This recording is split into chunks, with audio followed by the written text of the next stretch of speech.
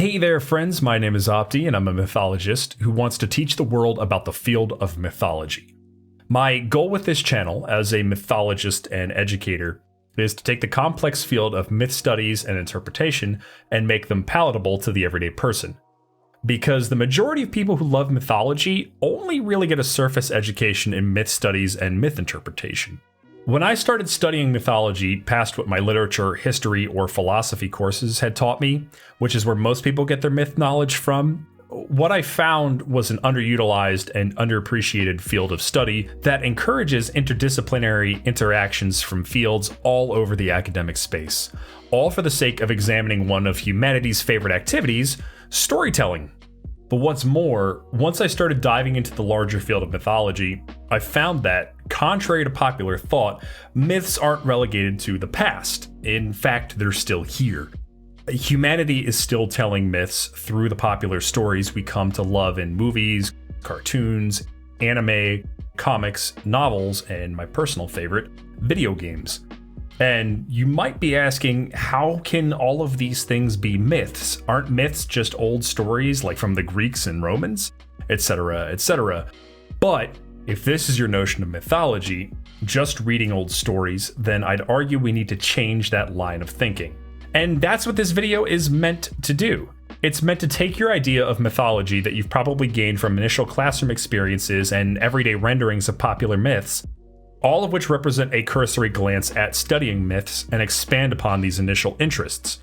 My hope is that by the time this video is over, you'll no longer think of mythology simply as the reading of old stories. Rather, I want you to think of mythology as a system of reading, studying, and interpreting stories of cultural importance. So in this video, we're going to go over the larger field of mythology by introducing a number of topics, concepts, and ideas that might be foreign to you and seem overwhelming, but the idea is not for you to understand all of these immediately. I just want to get you thinking about the potential in studying myths. We're going to tackle the beginning of our working definition of mythology that we'll expand upon over the course of a couple videos, why defining mythology is so difficult, and briefly touching on the failure of traditional dictionary definitions.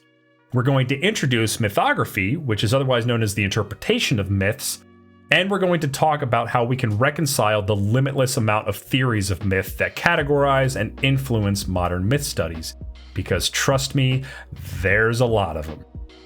A lot of this information is going to be a very quick glance, as all of these topics will need their own attention as we expand our studies, so don't worry if you still have questions at the end. That's sort of the point of this video. To begin, we're going to try to craft a simplified definition of mythology that we can work with as a starting point. One that you might come up with if you were initially curious about myth studies and so you Google the word mythology itself. We're going to use this simplified definition to ask critical questions that you should be asking about getting into myth studies, like what constitutes a myth or what myth studies actually entails. Once we propose these questions, I'm going to give answers to these problems, answers that will give you a clearer picture of the breadth and depth of mythology as a field of study. Answers that will prep you to be open to mythology as an interpretive field, categorized by its complexity and its ability to bring different fields of thought together in a harmonious effort. Now, to start my monumental task of summing up the entire field of mythology for you in a single video as best as I can. To start, let's break apart the phrase mythology into its root word myth and its suffix ology. I took a survey of dictionary definitions to create a simplified definition of myth, which, when combined and simply put, myths are stories that are particularly of a traditional or cultural nature, while the suffix ology denotes the study of a particular topic. So simply put, mythology is the study of stories. Now, this definition is a bit tenuous, because yes, in a nutshell, mythology is the study of myths, but in the larger scheme of myth studies, it's terribly insufficient. The reason being is that mythologists from different schools of thought all have their own unique definitions that reflect their personal backgrounds, areas of study, and what they believe to be the operant factors of myths that will be revealed through studying them. All the while, dictionary and encyclopedic definitions rarely, if at all, manage to present a more encompassing understanding of the breadth of mythology and what goes into studying myths. also the question of what constitutes a myth is important. Is it only stories? Can it be images or belief systems or ritual practices? Many mythologists have looked beyond stories and into other mediums to find answers to those questions. To give you an idea of how diverse the definitions of mythology are, folklorist William Doty, in his exhaustive manual Mythography, cites collecting over 50 definitions of myth in his first chapter, before giving a 2-paragraph long definition that takes 2 chapters to elucidate and expand upon, and then goes on to explore even more definitions throughout the rest of the tome itself. And this prospect of having so many different theories and ideas and definitions may be daunting, but don't worry. For now, I just want you to keep our simple definition in mind, that mythology is the study of stories. So once we get past the definition or the complication of a definition of mythology, the operative question becomes, how do we study stories? On a base level, you merely need to explore a myth to begin studying it. Whether it's something you have to read, like a book or script, watch, like a show or a play, listen to, such as a drama or a song, or look at, like a piece of pottery or a painting. Just taking in a myth in its expressed medium is the crucial first step. Obviously, how else are you supposed to study a myth if you don't experience it? This is mythology at its most basic form: engagement and reflection. This is an experiential and surface-level reading of the myth itself, and while it might not be the active step of interpretation, one of the few things proponents of mythology universally agree upon is that simply taking in a myth can enact something in you. It taps into our subconscious feelings and thought through the simple act of experience. This compelling feeling we get when we take in a myth, this feeling that often drives us to seek out more, is usually what gets folks interested in reading more myths. But to go even further, to go from experiencing a myth to interpreting it so that we can pull out its deeper meaning, we have to move from the experience to the interpretation. This is known as mythography. Here, again, we run into the problem of just how to interpret myths. It can be tempting to simply dive into mythology and start interpreting myths for yourself, but it's important to build an understanding of the kinds of interpretive tools mythologists use to decipher the deeper, substratified meanings behind myths. There is a danger to simply diving into a myth and interpreting it in whatever way one may deem fit, mainly because this interpretation can be exclusively personal and is subject to the pitfalls of removing the myriad of contexts that make up a myth. Up until this point, I've been referring to mythology as a single field of study, which it kind of is and it kind of isn't. Let me explain.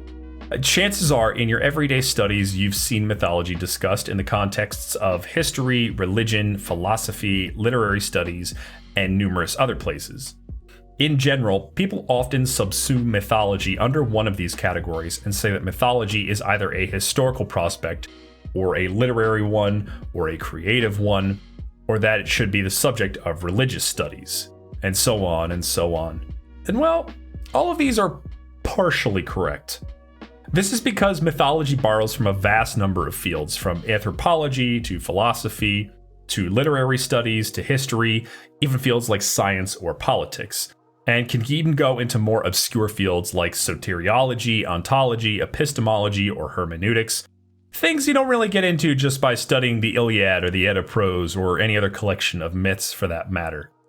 This means that a strict mythology is expressly an interdisciplinary field, meaning that mythology requires more than one area of knowledge to truly get at the core of a myth's various meanings. It takes a varied approach from different angles of thought and knowledge working together to be a mythologist. To keep things as general as possible, in just how varied myth studies can be, we can take a look at the overarching paradigms religious studies scholar Robert Segal discusses in the myth entry of the very short introduction series printed by Oxford University Press. Segal cuts his chapters into 8 sections, focusing on what he identifies as the general categories myth studies can be filed under, which are scientific, philosophical, religious, ritual studies, literary, psychological, structural, and sociopolitical. From here, he briefly discusses some of the movers and shakers within these categories and their contributions to modern myth studies. These theories are varied and based upon an individual theorist's background and area of expertise, meaning that different theorists can have different ideas about the nature of myth.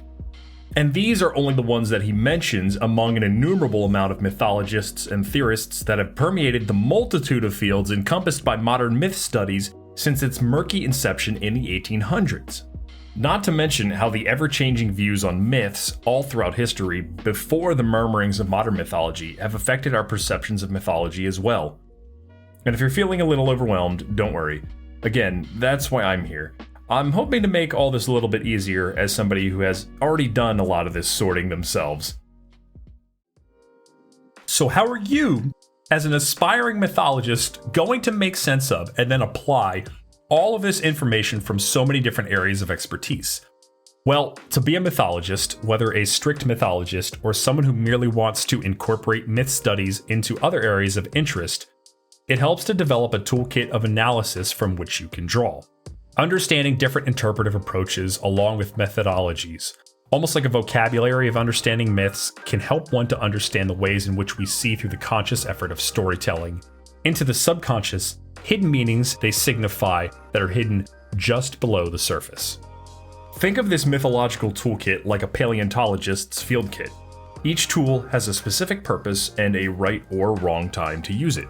And it takes using multiple different tools to properly and delicately excavate something that was hidden below the surface, but was there the whole time. And that's one of the main goals of this channel. I've spent the better part of the last few years of my life studying the broader field of mythology, and my hope is to take this often impenetrable field and break it down for the everyday person to build you up into a mythologist. I plan to provide breakdowns of the field, including its many theorists and their methodologies, along with terminology and concepts and even extended resources. I hope to answer any burning questions you have about mythology, while providing you with a toolkit you can use to examine your favorite myths. And to those who came here from my other media, such as my Twitch channel, this might not be a surprise to you, but to anyone who found this video otherwise, the other big thing I'd like to do with this channel is to apply myth studies and interpretation to pop culture like comics, books, cartoons, anime, and my personal favorite subject, video games. All in an effort to show you that myths are still very much alive and well and part of your everyday life, whether you realize it or not. All of this in due time though, as we have some other things we need to hash out so that we can begin to mythologize.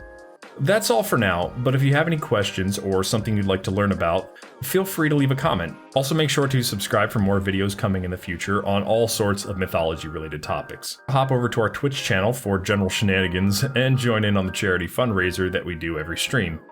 For now, I'll play you out with a clip of what you're missing during our regular streams. But before I go, I submit this to you. Myths are not simply stories. Though they can be, they are more often bursting with hidden meaning that drives them to the point of significance. Which is why we are so drawn to them across any amount of space and time, and which is why we still study them. Be well and be loved, my friends. I saw that on your screen. Oh, it's walking at me. Oh my god, run. Run. Oh, spirit box. Don't say that word. We got spirit box. I got a picture of it. We're getting out. Get out.